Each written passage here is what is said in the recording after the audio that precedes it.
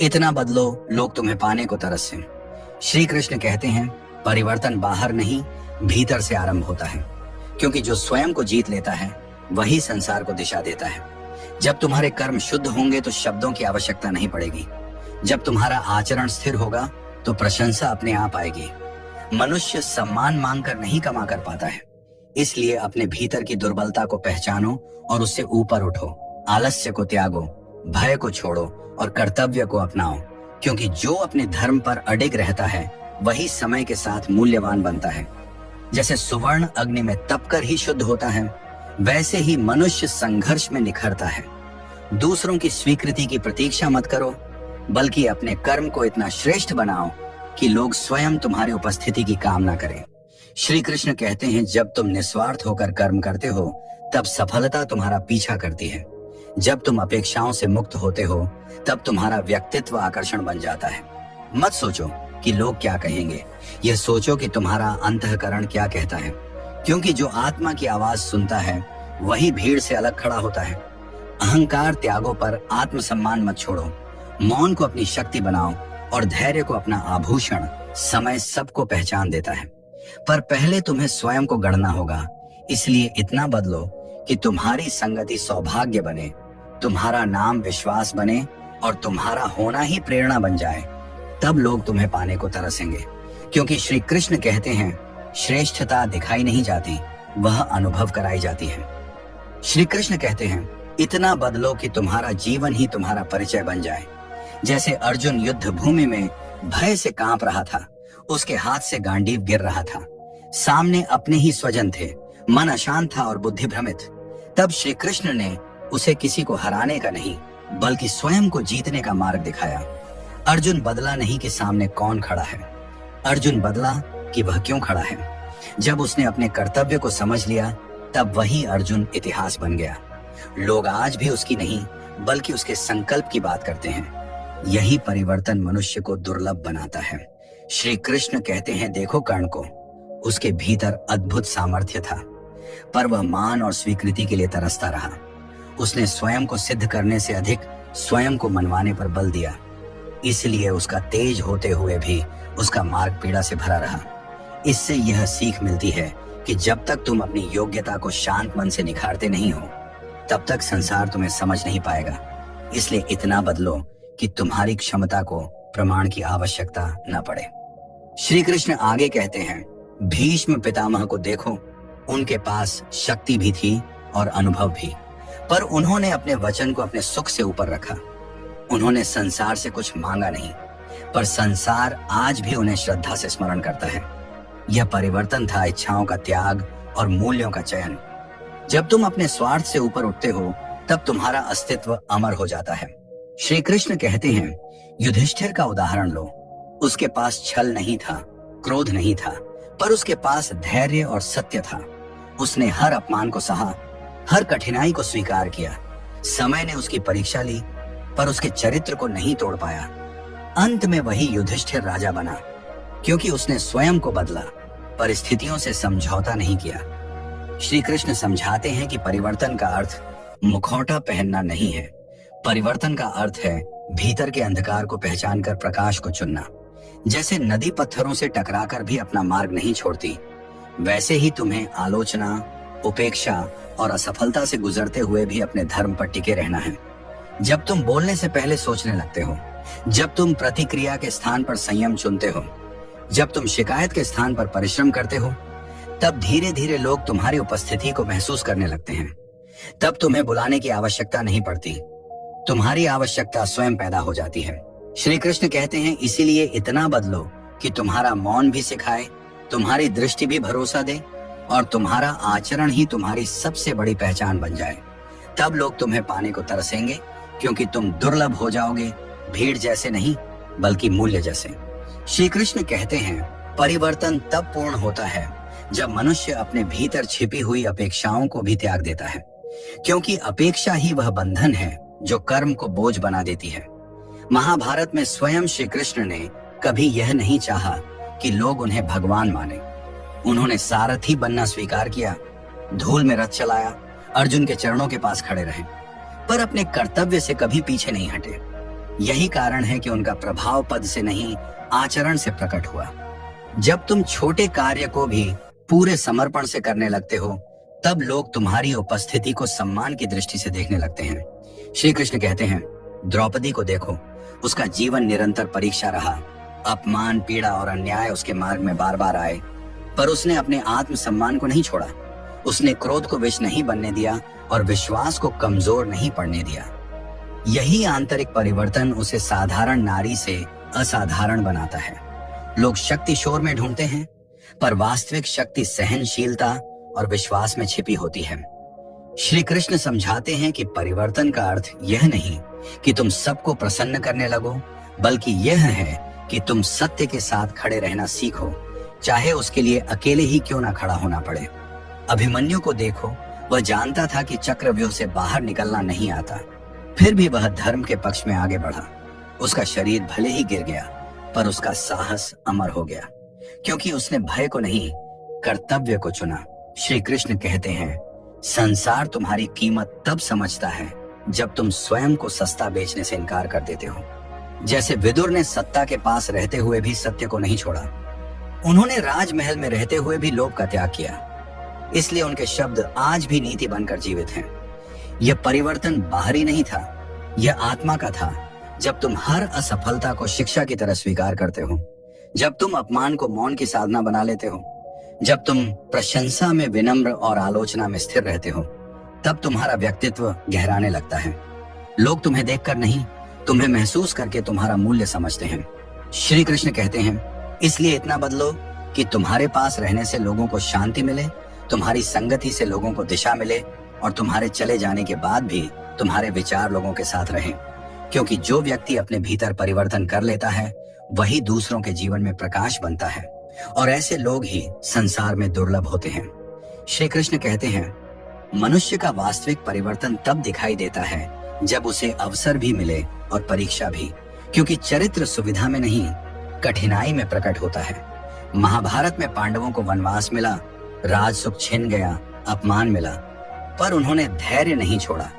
उसी वन में भी युधिष्ठिर ने धर्म नहीं त्यागा, भीम ने अपनी शक्ति को क्रोध नहीं बनने दिया, और अर्जुन ने तप कर अपनी योग्यता को और निखारा। यही कारण है कि जब समय लौटा तो वही पांडव शासन के योग्य बने। इसलिए इतना बदलो कि कठिन समय तुम्हें तोड़े नहीं, बल्कि गढ़ दे। श्री कृष्ण कहते हैं, शकुनी को देखो, उसकी बुद्धि तीव्र थी, पर दिशा गलत थी। उसने अपने ज्ञान का उपयोग छल में किया, इसलिए उसका नाम उदाहरण नहीं, चेतावनी बन गया। इससे सीख मिलती है कि केवल प्रतिभा पर्याप्त नहीं होती। जब तक मन शुद्ध न हो, बुद्धि भी पतन का कारण बन जाती है। इसलिए भीतर का परिवर्तन सबसे आवश्यक है।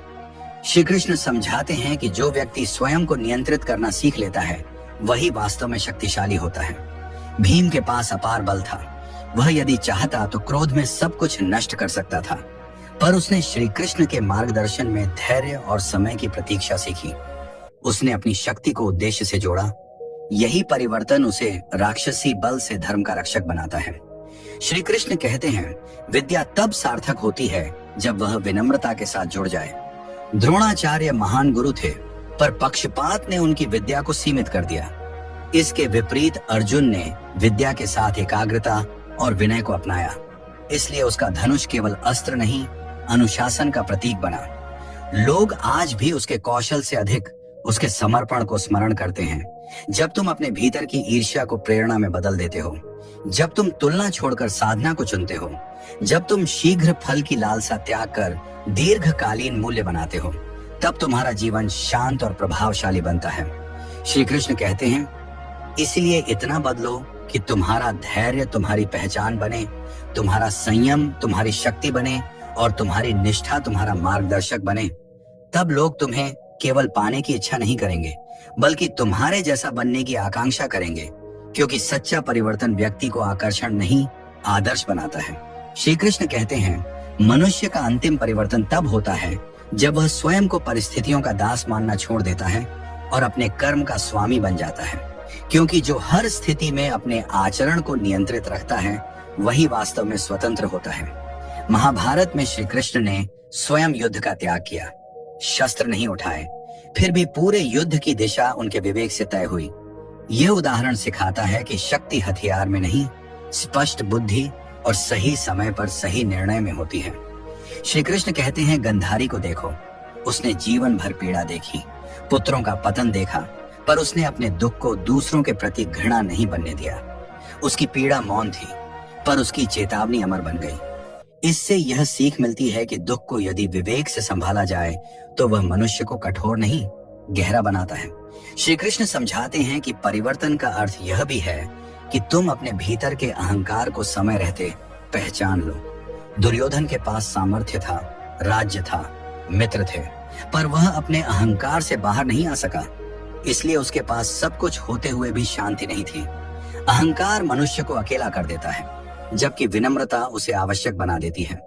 श्री कृष्ण कहते हैं, सुभद्रा का जीवन देखो, उसने भय के स्थान पर विश्वास को चुना। उसने श्री कृष्ण के संरक्षण में नहीं, बल्कि अपने विवेक के सहारे निर्णय लिया। उसका साहस शोर में नहीं था, उसका परिवर्तन आत्मविश्वास में था। यही कारण है कि उसका नाम स्थिरता और समझ का प्रतीक बन गया। जब तुम हर परिस्थिति में दोष देने के स्थान पर उत्तरदायित्व लेना सीखते हो, जब तुम हार को आत्मदया नहीं बल्कि आत्ममंथन बनाते हो, जब तुम सफलता को अहंकार नहीं बल्कि कृतज्ञता में बदलते हो, तब तुम्हारा जीवन संतुलित हो जाता है। श्री कृष्ण कहते हैं, इसलिए इतना बदलो कि तुम्हारी उपस्थिति में विवाद शांत हो जाए, तुम्हारे निर्णय से भ्रम दूर हो जाए और तुम्हारे कर्म से मार्ग स्पष्ट हो जाए। क्योंकि जो स्वयं पर अधिकार कर लेता है वही दूसरों के लिए मार्गदर्शक बनता है, और ऐसे व्यक्तित्व को पाने की नहीं बल्कि समझने की चाह होती है। श्री कृष्ण कहते हैं, परिवर्तन तब स्थायी बनता है जब मनुष्य अकेले में भी वही रहता है जो वह संसार के सामने दिखाता है, क्योंकि दिखावा भीड़ में चल सकता है, पर चरित्र केवल एकांत में गढ़ा जाता है। महाभारत में एकलव्य को देखो, उसे गुरु का औपचारिक स्वीकार नहीं मिला, अवसर नहीं मिला, प्रशंसा नहीं मिली, फिर भी उसने अभ्यास नहीं छोड़ा, उसने शिकायत नहीं की, उसने अपने लक्ष्य को किसी की स्वीकृति पर निर्भर नहीं किया। उसका धनुष उसकी साधना का प्रमाण बन गया। यही कारण है कि उसका नाम आज भी त्याग और अनुशासन के उदाहरण के रूप में लिया जाता है। यह परिवर्तन था भीतर का, जिसने उसे भले ही विजय न दिलाई हो, पर महानता अवश्य दी। श्री कृष्ण कहते हैं, सच्चा परिवर्तन तब आता है जब मनुष्य अपने शब्दों और कर्मों के बीच की दूरी मिटा देता है। विदुर ने यही किया। उन्होंने जो कहा वही जिया, सत्ता के समीप रहकर भी सत्य से समझौता नहीं किया। जब सभा मौन थी तब उनके शब्द गूंजे, और जब शब्द व्यर्थ थे तब उनका मौन बोल उठा। इसलिए उनके विचार समय के साथ और अधिक मूल्यवान होते गए। श्री कृष्ण समझाते हैं कि जीवन में कई बार ऐसा समय आता है जब सही होना आसान नहीं होता। उस समय सही बने रहना ही वास्तविक परिवर्तन है। अश्वत्थामा को देखो, अपमान और पीड़ा ने उसके भीतर प्रतिशोध को जन्म दिया। उसने क्षणिक संतोष के लिए मर्यादा तोड़ी, इसलिए उसका नाम शक्ति का नहीं, पश्चाताप का प्रतीक बन गया। इससे यह शिक्षा मिलती है कि जब मन नियंत्रण खो देता है तब ज्ञान भी विनाश का कारण बन जाता है। श्री कृष्ण कहते हैं, माता कुंती का जीवन देखो, उसने अभाव भी देखा, भय भी देखा, पर उसने अपने बच्चों को कर्म से भागना नहीं सिखाया। उसने वरदान मांगे पर सुविधा नहीं। उसने संकट में भी श्री कृष्ण से यही कहा कि दुख आते रहे ताकि स्मरण बना रहे। यह परिवर्तन था दृष्टि का, जिसने पीड़ा को भी साधना बना दिया।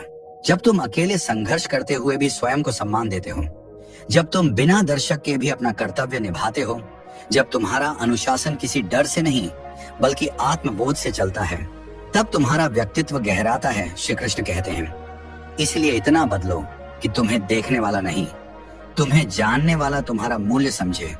क्योंकि भीड़ आकर्षण से जुड़ती है पर संसार चरित्र से चलता है, और जो व्यक्ति चरित्र में स्थिर हो जाता है वही समय के साथ दुर्लभ बन जाता है। ऐसा व्यक्ति जिसे पाने की इच्छा नहीं बल्कि जिसकी उपस्थिति स्वयं एक सौभाग्य बन जाती है। श्री कृष्ण कहते हैं, जीवन का सबसे गहरा परिवर्तन तब होता है जब मनुष्य परिणाम की चिंता छोड़कर कर्म की पवित्रता पर ध्यान देता है, क्योंकि परिणाम समय के अधीन होते हैं पर कर्म आत्मा के। महाभारत में स्वयं श्री कृष्ण ने अर्जुन से यही कहा कि युद्ध का फल उसका नहीं, कर्तव्य उसका है। जब अर्जुन ने विजय या पराजय की चिंता छोड़ी तब उसका हाथ स्थिर हुआ और उसका मन स्पष्ट। यही कारण है कि वही अर्जुन धर्म की विजय का माध्यम बना। यह परिवर्तन सोच का था जिसने उसकी पूरी दिशा बदल दी। श्री कृष्ण कहते हैं, देखो कैसे संजय ने महाभारत के युद्ध को देखा। वह युद्ध भूमि में नहीं था, उसके पास शस्त्र नहीं थे, फिर भी उसकी दृष्टि स्पष्ट थी, क्योंकि उसका मन आसक्ति से मुक्त था। उसने जो देखा वही कहा, बिना जोड़ तोड़ के। इससे यह सीख मिलती है कि जब भीतर स्वार्थ नहीं होता, तब दृष्टि स्वतः शुद्ध हो जाती है, और ऐसी दृष्टि रखने वाला व्यक्ति विश्वसनीय बन जाता है। श्री कृष्ण समझाते हैं कि परिवर्तन का एक बड़ा संकेत यह भी है कि मनुष्य दूसरों की गति देखकर विचलित न हो। पांडवों को बार बार अपमान मिला, द्रौपदी को सभा में अपमानित किया गया, राज्य छीना गया, पर उन्होंने अधर्म का मार्ग नहीं चुना। उन्होंने धैर्य रखा और समय की प्रतीक्षा की। यह धैर्य कमजोरी नहीं था, यह आत्मनियंत्रण था, जिसने उन्हें अंततः योग्य बनाया। श्री कृष्ण कहते हैं, दुर्योधन और युधिष्ठिर के बीच का अंतर यही था। एक को हर समय डर था कि कहीं कोई उससे आगे न निकल जाए, दूसरा अपने मार्ग पर शांत भाव से चलता रहा। एक ने दूसरों को गिराकर ऊपर उठना चाहा, दूसरे ने स्वयं को उठाकर ऊंचा बनाया। यही कारण है कि एक के पास सब कुछ होते हुए भी संतोष नहीं था, और दूसरे के पास सब कुछ खोकर भी संतुलन बना रहा। जब तुम दूसरों की सफलता से जलने के बजाय उससे सीखने लगते हो, जब तुम देर से मिलने वाले फल से घबराते नहीं बल्कि गहराई से जुड़ते हो, जब तुम हर दिन स्वयं से यह पूछते हो कि आज मैंने अपने धर्म को कितना निभाया, तब तुम्हारा जीवन शोर से निकलकर स्थिरता की ओर बढ़ता है। श्री कृष्ण कहते हैं, इसीलिए इतना बदलो कि तुम्हारी स्थिरता तुम्हारी पहचान बन जाए, तुम्हारी निष्ठा तुम्हारी शक्ति बने, और तुम्हारा कर्म तुम्हारा संदेश बने। क्योंकि जो व्यक्ति कर्म में पवित्र और मन में शांत होता है, वही दूसरों के लिए प्रेरणा बनता है, और ऐसे व्यक्तित्व को लोग पाने की नहीं बल्कि अपने जीवन में उतारने की कामना करते हैं। श्री कृष्ण कहते हैं, परिवर्तन की पराकाष्ठा तब आती है जब मनुष्य अपने जीवन को प्रमाण की तरह जीने लगता है, उपदेश की तरह नहीं। क्योंकि शब्द सुने जाते हैं पर जीवन देखा जाता है। महाभारत में हनुमान जी को देखो, उनके पास अपार शक्ति थी। वे चाहें तो युद्ध का पूरा परिणाम अकेले बदल सकते थे, फिर भी उन्होंने स्वयं को सीमित रखा। उन्होंने श्री राम और श्री कृष्ण की इच्छा को ही अपना मार्ग माना। उनका परिवर्तन शक्ति को दिखाने में नहीं बल्कि शक्ति को नियंत्रित करने में था। इसलिए आज भी हनुमान केवल बल के नहीं, भक्ति और विवेक के प्रतीक हैं। श्री कृष्ण कहते हैं, सच्चा बदलना यह नहीं कि तुम सब कुछ छोड़ दो, सच्चा बदलना यह है कि तुम सब कुछ करते हुए भी उससे बंधे न रहो। राजा जनक का जीवन इसका उदाहरण है। वे राज्य चलाते थे, निर्णय लेते थे, युद्ध और शासन सब करते थे, फिर भी भीतर से मुक्त थे। न उन्हें सत्ता का अहंकार था, न हानि का भय। यही कारण है कि उन्हें विदेह कहा गया। उनका परिवर्तन त्याग में नहीं, आसक्ति के त्याग में था। श्री कृष्ण समझाते हैं कि जब मनुष्य अपने अतीत को बोझ बनाता है, तब वह वर्तमान में कमजोर हो जाता है। अश्वत्थामा का पतन इसी का परिणाम था। वह अपने पिता के अपमान और अपनी पीड़ा को छोड़ नहीं सका। उसने अपने वर्तमान को प्रतिशोध में जला दिया। इसके विपरीत पांडवों ने अपने अपमान को साधना बनाया। उन्होंने बीते हुए अन्याय को स्मृति में रखा, पर विष नहीं बनने दिया। यही अंतर व्यक्ति को उठाता या गिराता है। श्री कृष्ण कहते हैं, द्रोणाचार्य का जीवन भी एक शिक्षा है। महान विद्या होने के बाद भी जब मन भय से भर जाए तो निर्णय दुर्बल हो जाते हैं। पुत्र मोह ने उनके विवेक को ढक लिया। इससे यह समझ आता है कि केवल ज्ञान पर्याप्त नहीं, मन की शुद्धि उससे भी अधिक आवश्यक है। जब तुम अपने दर्द को पहचान बनाना छोड़ देते हो, जब तुम अपने संघर्ष को हथियार नहीं बल्कि सीढ़ी बना लेते हो, जब तुम अपनी योग्यता को शोर नहीं बल्कि स्थिरता से जीते हो, तब लोग तुम्हारे पास खींचे चले आते हैं। श्री कृष्ण कहते हैं, इसीलिए इतना बदलो कि तुम्हारे जीवन से यह स्पष्ट हो जाए कि तुम परिस्थितियों की उपज नहीं हो, तुम अपने चुनावों का परिणाम हो। तुम्हारी दृष्टि स्पष्ट हो, तुम्हारा मन शांत हो और तुम्हारा कर्म अडिग हो। क्योंकि ऐसा व्यक्ति भीड़ में नहीं मिलता, और जो दुर्लभ हो जाता है उसे पाने की लालसा स्वयं जन्म लेती है। श्री कृष्ण कहते हैं, परिवर्तन की गहराई तब परखी जाती है जब मनुष्य को अन्याय सहना पड़े और फिर भी उसका हृदय विष से भर न जाए। क्योंकि अन्याय हर किसी को क्रोधित कर सकता है, पर संयम केवल वही रख पाता है जिसने स्वयं को साध लिया हो। महाभारत में द्रौपदी का जीवन इसका सबसे सशक्त उदाहरण है। उसे सभा में अपमानित किया गया, उसकी गरिमा को चुनौती दी गई, पर उसने अपने आत्मसम्मान को रोष में नहीं बहने दिया। उसने प्रतिशोध को स्वयं का मार्ग नहीं बनाया बल्कि न्याय को समय पर छोड़ दिया। यही कारण है कि उसका धैर्य अंततः धर्म की विजय का कारण बना। यह परिवर्तन सहन करने का नहीं, सही समय की प्रतीक्षा करने का था। श्री कृष्ण कहते हैं, जीवन में कई बार तुम्हें कमतर आंका जाएगा, तुम्हारी निष्ठा पर संदेह किया जाएगा, तुम्हारे मौन को कमजोरी समझा जाएगा। ऐसे समय में विदुर का स्मरण करो। उन्हें राजसभा में कई बार अनदेखा किया गया, उनके शब्दों को टाला गया, फिर भी उन्होंने सत्य कहना नहीं छोड़ा। उन्होंने सत्ता की कृपा नहीं मांगी, बल्कि धर्म का साथ निभाया। समय बीता और वही विदुर नीति का मानक बन गए। इससे यह स्पष्ट होता है कि परिवर्तन शोर मचाने में नहीं, स्थिर रहकर सही बने रहने में है। श्री कृष्ण समझाते हैं कि जब मनुष्य हर परिस्थिति में स्वयं को सही ठहराने लगता है, तब उसका विकास रुक जाता है। इसके विपरीत अर्जुन ने अपनी कमजोरी स्वीकार की। उसने श्री कृष्ण से मार्गदर्शन मांगा। उसने यह नहीं कहा कि वह सब जानता है। यही विनम्रता उसे महान योद्धा ही नहीं, महान शिष्य बनाती है, क्योंकि जो सीखने को तैयार होता है वही बदल पाता है। श्री कृष्ण कहते हैं, शकुनी की चतुराई और श्री कृष्ण की बुद्धि में अंतर समझो। दोनों ही परिस्थितियों को समझते थे, पर एक का उद्देश्य स्वार्थ था और दूसरे का उद्देश्य संतुलन। इसलिए एक इतिहास में भय का कारण बना और दूसरा मार्गदर्शक। इससे यह शिक्षा मिलती है कि परिवर्तन केवल क्षमता का नहीं, उद्देश्य का भी होना चाहिए। जब तुम हर आलोचना को अपमान नहीं, बल्कि दर्पण की तरह देखने लगते हो, जब तुम हर संघर्ष को अभिशाप नहीं, बल्कि अवसर मानने लगते हो, जब तुम अपने भीतर की कठोरता को करुणा में बदल लेते हो, तब तुम्हारा व्यक्तित्व निखरने लगता है। श्री कृष्ण कहते हैं, इसीलिए इतना बदलो कि तुम्हारा व्यवहार तुम्हारी साधना बन जाए, तुम्हारी दृष्टि तुम्हारा दर्शन बन जाए और तुम्हारा जीवन ही तुम्हारा उपदेश बन जाए। क्योंकि संसार शब्दों से नहीं, उदाहरणों से बदलता है, और जो स्वयं उदाहरण बन जाता है वही लोगों के हृदय में स्थान पाता है। ऐसा स्थान जिसे पाने के लिए लोग नहीं बुलाते, बल्कि स्वयं चलकर आते हैं। श्री कृष्ण कहते हैं, वास्तविक परिवर्तन तब होता है जब व्यक्ति अपने कर्मों में ईमानदारी और अपने हृदय में संयम दोनों को अपनाता है। क्योंकि बाहरी प्रदर्शन केवल अस्थायी प्रभाव देता है। स्थायी प्रभाव तब बनता है जब व्यक्ति अपने अंदर की शक्ति को पहचानता और नियंत्रित करता है। महाभारत में भीम को देखो, उसके पास अपार शक्ति थी। वह चाहे तो किसी को भी परास्त कर सकता था, पर उसने शत्रु को केवल आवश्यकता अनुसार हराया। उसने शक्ति का उपयोग अहंकार और क्रोध के लिए नहीं किया।